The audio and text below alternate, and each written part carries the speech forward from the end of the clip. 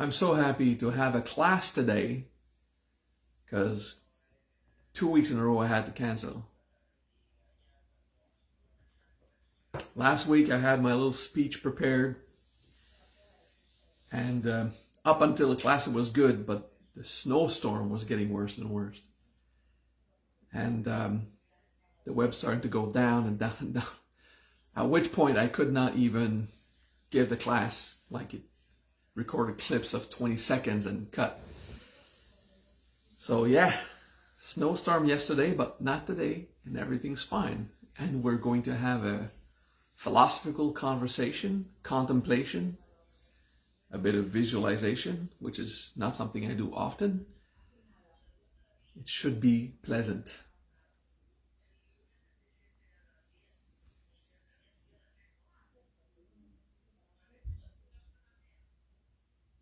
Pierre Davide is watching. Now everyone calls him Pier Davide. And an Italian got angry. My girlfriend, who's Italian, got angry at me. It's not Pier Davide, it's Pier Davide. It's what? Because Pier Davide is powerful Italian male name, and Pier Davide is the Spanish slang. So the class we have today, I'm thinking about Pier Davide because, his girlfriend had a medical condition, and I started praying. I do missions sometimes. Maybe Shaktima could take care of this one. Irene has a problem that would need spiritual support. Good. Let's move on to the class.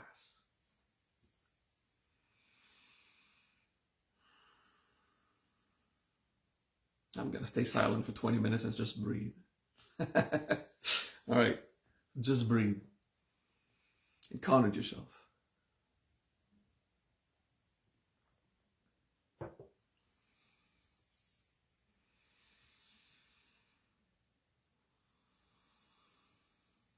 I've discovered that forcing joy pushes us in depression.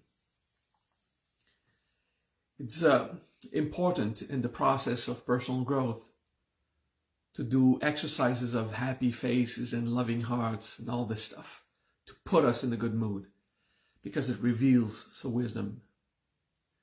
But only doing this practice artificially keeps us on a high, which the body will compensate with a low.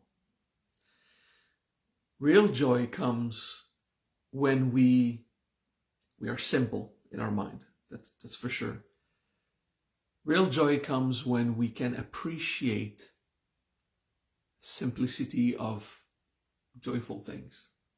Just be simple. And in this context, we're going to contemplate the good side of life. Then we're going to do happy faces and loving hearts, to push it, because, it's part of the practice. Some Taoist masters, those who taught me the happy faces, they would just maintain themselves in that state constantly. And then some of them would go in dark moments like, oh, it's part of the process. Yeah. Maybe a bit of personal growth, emotional integration would help. Then I realized that having these methods to put you into a state of joy are good to do once in a while. And then find joy in simplicity. Okay, what do we mean by that? We mean that we usually are overexcited in our mind with artificial, quite entertaining entertainment. But artificial, like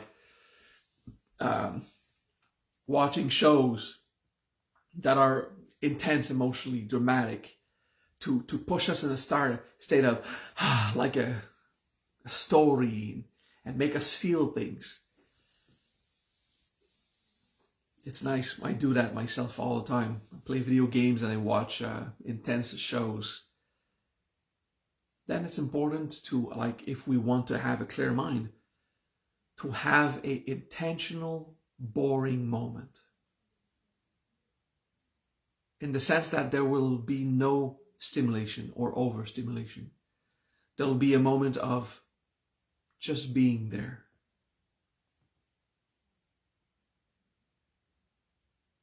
All right, let's summarize that.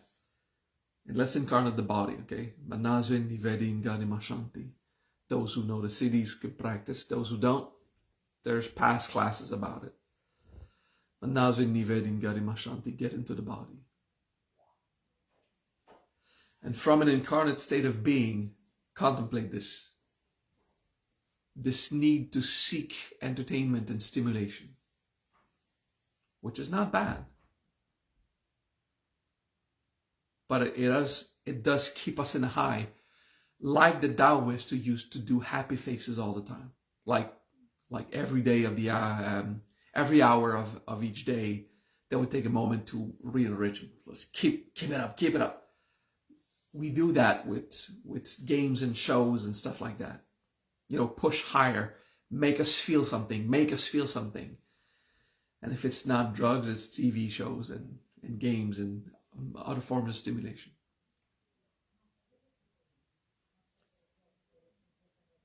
Socializing is a healthy way to keep us in a good mood. Music, listening to music, that's also a healthy way. The Theravada Buddhists had banned entertaining social gathering, and they had banned music. The Theravada Buddhists literally said, music puts you in good mood artificially. And then when you don't have music for some time, you go down. So let's ban music and be happy of just existing. Like the ascetic simplicity. A bit extreme, huh? We're not Theravada. And all honors to Theravada. Like, I bow to you guys who have the discipline to do that. Not my thing. I'm a Vajrayana and a Mahayana kind of guy. Suffice to say, if the Theravada had that deduction, if the Theravada had that method, it's because they understood that. In the past, there was no Disney Channel, Prime, Netflix, and whatever else you watch. In the past, it was festivities, entertainment, entertaining gatherings, and music, okay? And joyful decorations, like decorating around, like flowers and nice smells and all that stuff. And the Theravada banned all of this.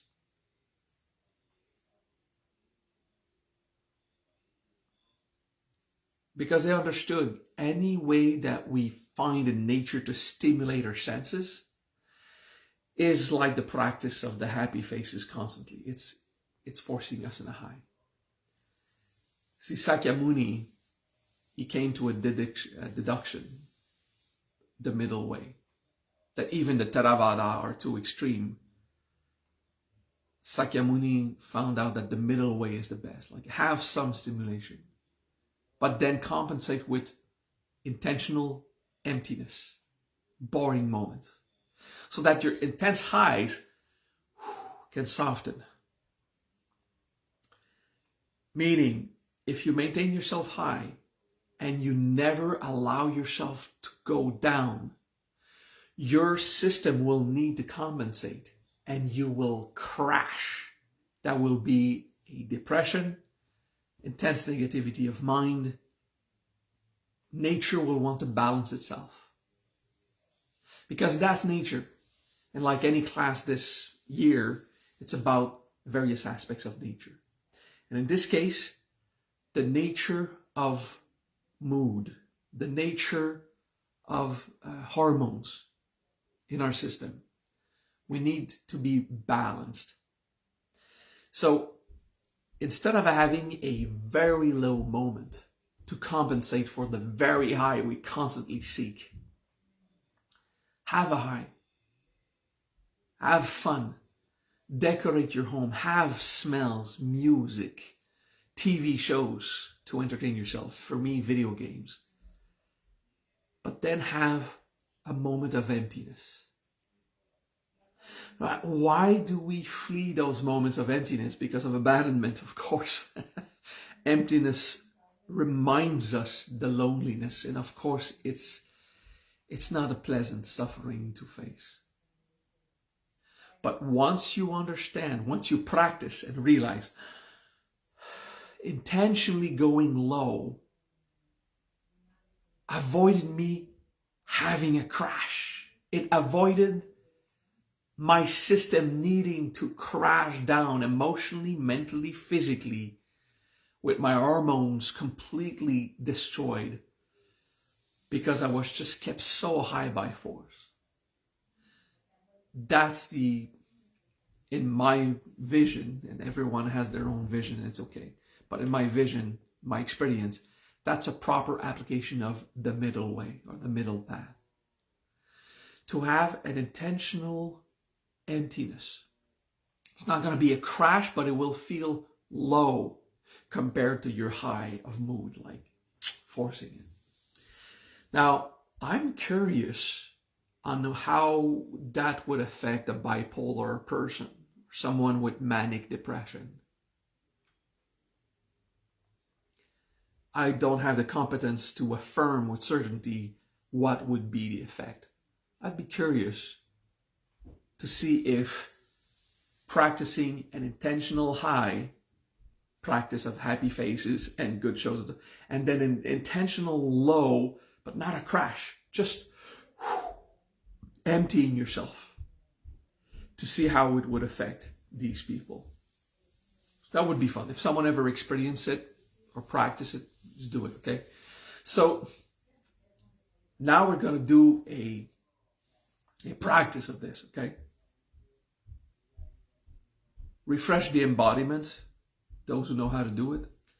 Incarnate the body by observing it. And breathe in it, okay? So that's the breathe and inhabit aspect. Breathe in the body, inhabit it. Feel the presence in the flesh. Garima, feel its dense, natural reality. Shanti, be peaceful there. Allow the manifestations of nature to happen. Manasvin nivedin garima shanti. Just being very present.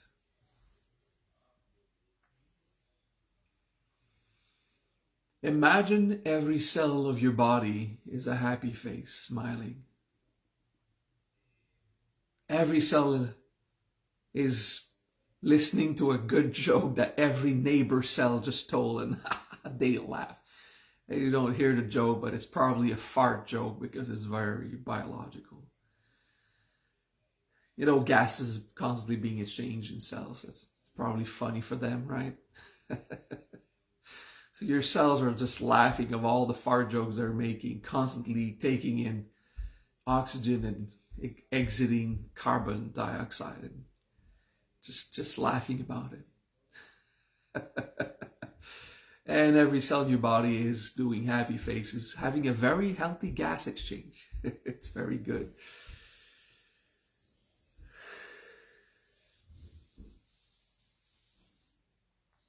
Thanks, guys, for typing the cities and then correcting if there's a mistake. It's useful for everyone watching. Happy faces. Feel joy. Like, force yourself to feel joy. Happy faces in your body. Laughing. Enjoying themselves. And you breathe in the body. Now you take a deep, deep breath. And relax. Now don't push the joy away. That was a Tibetan practice of putting yourself in a state of joy. It's useful, it's healthy. It brings some flexibility emotionally. It's good. It was an intentional high. Don't push the joy away, just focus on darkness. Not even yourselves. although there's no light inside the body. There's very little light inside the body. Darkness. Emptiness. Don't force the joy away. Just don't support it. And see how it will eventually just naturally fall. And when joy is over, the good feeling of a laughter will still remain. Don't push that away. Allow it to stay. But you're in emptiness. Darkness. You're alone. It's acceptable. Contemplate the absence of stimulation. And the only minimal stimulation you have is listening to my voice while I guide you into a moment of intentional emptiness.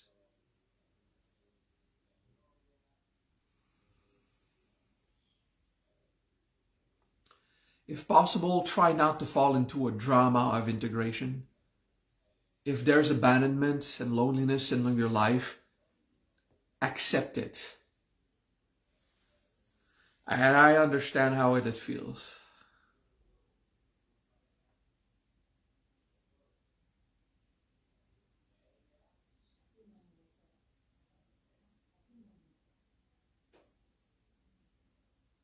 Psychologist, a wise one, told me I was in a depression last year for at least 6 months. Mild depression, but it was a clinical depression. I was embracing the darkness. It was still a depression. I was not in a good mood, but I had my high moments, and my key moment of the week was teaching the city, of that week. That was pretty fun. Then I had my darkness, so I understand the loneliness, the challenge, the conflicts with other people. I understand that. I was just accepting darkness, not torture and terrible suffering, just the emptiness of darkness, of loneliness. And it's okay. Not a deep depression, not a moment of hell, but just, allowing the negativity to empty itself softly and de-dramatize. Whatever happens, don't dramatize, just embrace. Okay, it's like that.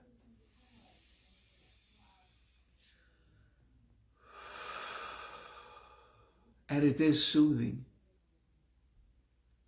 It is soothing because you allow it to come out.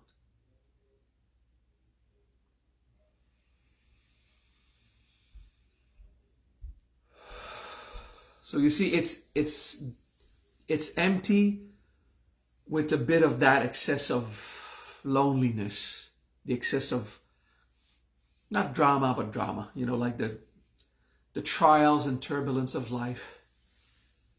You accept to embrace it, the depression, the conflicts. It's okay.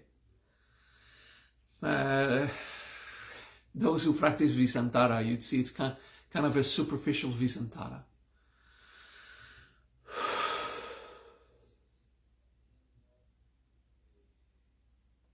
Uncomfortable emptiness.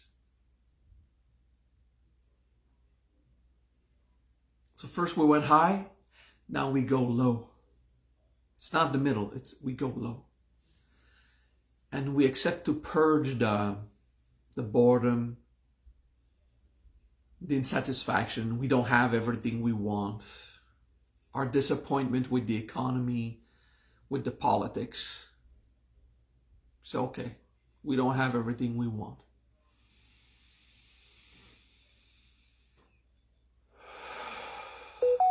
I'm just trying to find ideas for your stuff to rise.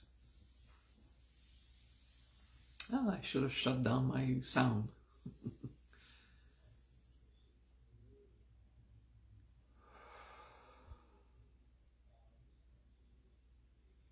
All right. There was a moment of high with the happy face, a moment of low with the accept to purge out the suffering.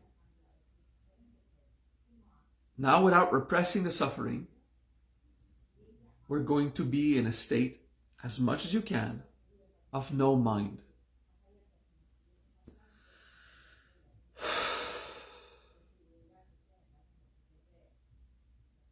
Don't go and dig for the suffering or the emptiness and the loneliness.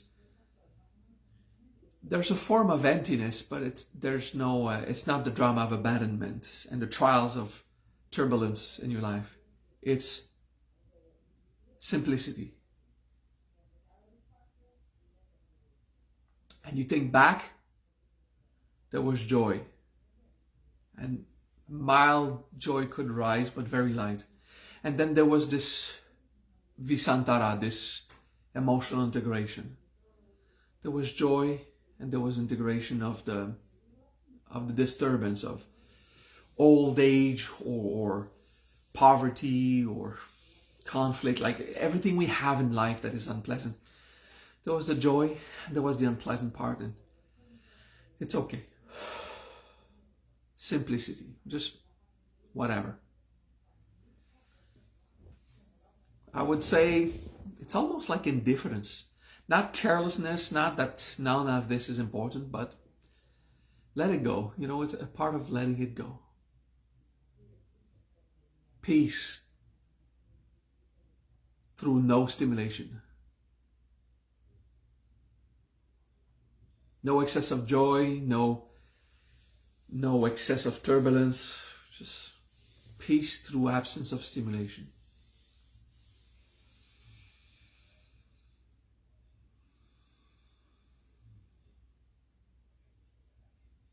Calm yourself. Have a moment of nothing. Relax.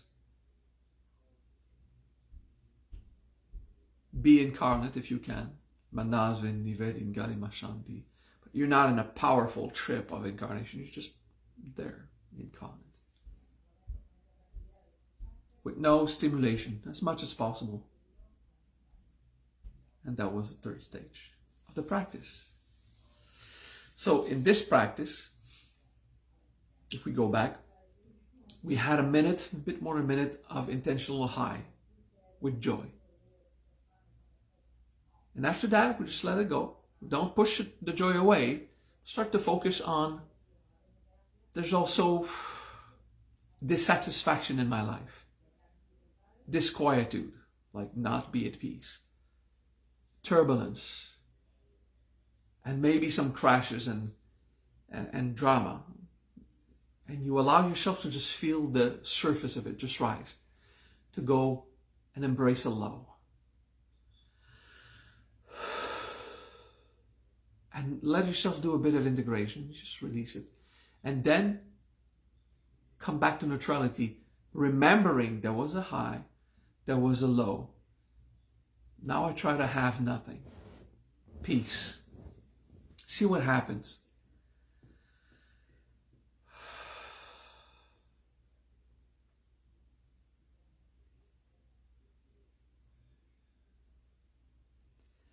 After the second stage of going low, it's important to remember there's joy sometime. Just to help you come out of it, you know. There's joy sometime. But now is not a moment to force joy. Just remember, to memory a minute ago or in the past, there have been moments of joy, and, you know, I still have moments of joy sometimes. But now it's time for peace. Just pure middle way. We aim in the third stage of that practice of balancing the hormones. We seek comfort, not joy. We seek to just sit comfortably. If you're physically sick, there might be physical discomfort, but emotionally, mentally, you try to just find a zone of peace.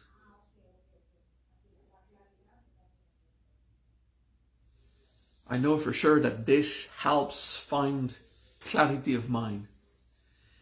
It's a 3, 5, 6 minute practice, because you do a minute of joy, a minute of suffering integration, like you try to go low, and then just remember the joy to even out but now it's peace. Now it's time for peace. Okay? 3 minutes or 3 periods of 2 minutes, 1 minute and a half, like do what you want, calculate how you want. Be somewhat balanced in your time. And through that, you try to balance your hormones, just a little fake high, fake low. Well, it's a real high, but it's an intentional. It's pushed high through the happy faces. And then it's a pushed low by saying, okay, I'm going to contemplate the stuff that bothers me now. Without going deep in integration in 20 minutes or half an hour, I'm going to contemplate what bothers me. Okay. Now remember, there's also moments of joy. Okay. Let's find a neutral zone. Peace. That just balances your hormones. That just helps you go a bit high, a bit low. Joy and suffering are part of life. Now I find comfort and peace. And that was a summary of the practice this week. And another stage of embracing nature.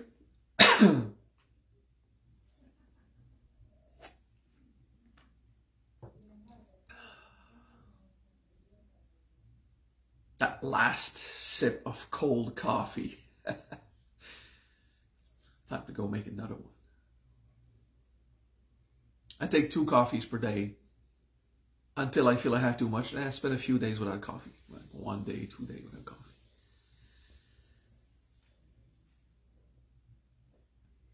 Because coffee stimulates me. It's kind of my comfort drink. But at one point, my heart tells me, this is not going to wake you up. This is going to give you tachycardia. Just stop. It's like, okay, let's stop the stimulation. And then it's boring. Oh, I don't have my coffee. I literally drink hot water. Nothing in it. No tea. Nothing that would replace coffee. No stimulation. Hot water. It's super soothing for the body, but not entertaining for the mind. And I have my 2 days of hot water. I have a kettle next to my computer so I don't have to. I fill it up and I can heat up a cup of hot water every hour so I can keep drinking warm water without having to go to the kitchen. I can keep working. And it's not stimulating. You see, it takes a bit of courage to face these moments of purification. I'm not going to be stimulated. If, take an example, I used to put sugar in my coffee to have even more high. Caffeine and sugar, carbohydrates. Fast, purified, unhealthy sugars, the white one. And then I stopped putting sugar and I realized for 3 days it bugged me, but there was something to it. And now I can't take sugar in my coffee. It's way too sweet. It brought peace in my body. It helped me. Then I started cutting dessert intentionally. Like, what dessert? Why dessert? Bring me a cheese. Bring me, maybe a dessert wine sometimes. But otherwise, still have a sweet tooth for chocolate. Dark chocolate with as little sugar as possible. But I understand the need to have a high. I understand it. It took a while to embrace the less stimulating thing. And which is part of this class is important. This is not a parenthesis. This is part of the class today. The way we stimulate ourselves with food, do that having a food you really enjoy and one that has this kind of caffeine or stimulants in it. Not talking about drugs, although that might be your thing. It's not mine. I don't recommend it, but to each his own. I have a lot of video games that I cannot judge a drug addict. And, but sometimes will be very spicy, very sweet, very intense for you. Have those. Then realize it and then have raw vegetable if you can eat it and digest it. Just raw vegetables. Basic stuff. Very basic. No spices, no salt, no pepper. Now, one thing that I used to do when I was in the sadhu path, in the Hindu sadhu path, that sometimes I have extreme ascetic practice. I would put the salt, the pepper, and a spice that I like. like with the meal, I would put oregano on my pasta. I would put, another kind like a hot pepper, jalapeno. I'd put the spice in front of my meal, and then I would eat it without those, but they're right there. And it would cause literally a shock of turbulence and detachment about how much I yearn for it. And I'm going to discipline myself. Now it's a time to have the thing more as it is. That pasta with little oil, little fat in it, so it's still, digest and comestible. But not much, just a little few cooked veggies in there. Onions was the spice, if you want. I'm speaking about just pasta and onions, and I have water in my mouth now. Let's go have breakfast. But so that's how I share my experience of it. That was a bit extreme. I like to do that a few times. I did it for a month.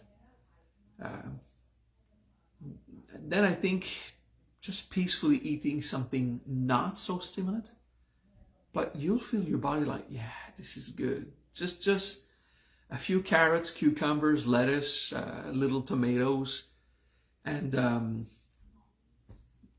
I like to have sheets of meat. I don't know, slices. Yeah, slices of meat, pre-cooked meat slices. A slice of chicken, slice of whatever.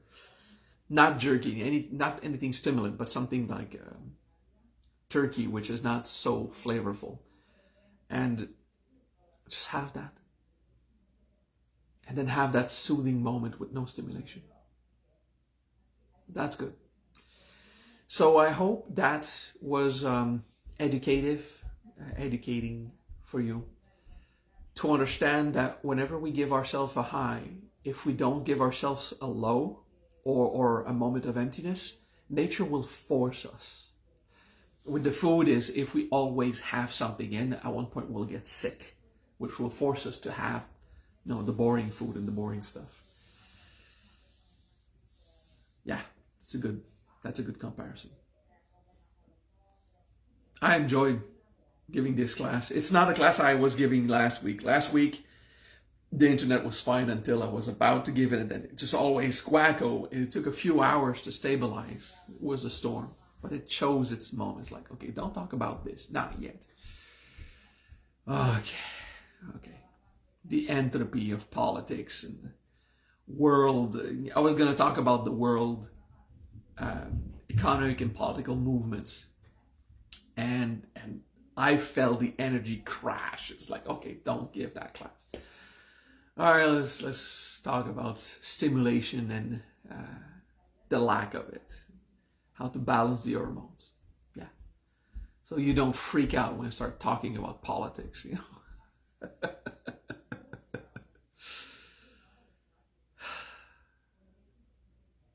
Yeah, that would have been an awesome class, yeah. But, I was not going to share my political views about anything. I was just going to talk about how politics work, like how the movement of masses and everything, and those of you who are politically involved, which is a good thing, by the way, for some of us to be very involved in politics. It helps keep the world balanced. It's essential for society. But you are going to start to react and fight with your ideas. But Maha, we should. I'm not talking about which view or which idea you have. I'm not talking about that. I was just going to give a class on the motion of it and how it happens. Now I'm just saying it and you have an idea. Oh, yeah. But I could give a class on politics without saying anything about my ideas. And you would have people disagree because the tension is so high inside. So yeah, one day I'll say it. Now just presenting the topic, maybe your minds will, okay, he's not telling me to become Marxist or fascist or granola hippie from the left, No, I'm not. Middle path. Middle path. Oh shit, did I just give a clue? Namaste, everyone. Love you all. See you next week. There was a moment of minus 43 degrees Celsius 2 weeks ago. Last week there was minus 28 with a snowstorm. Hopefully next week it'll be fine. Peace.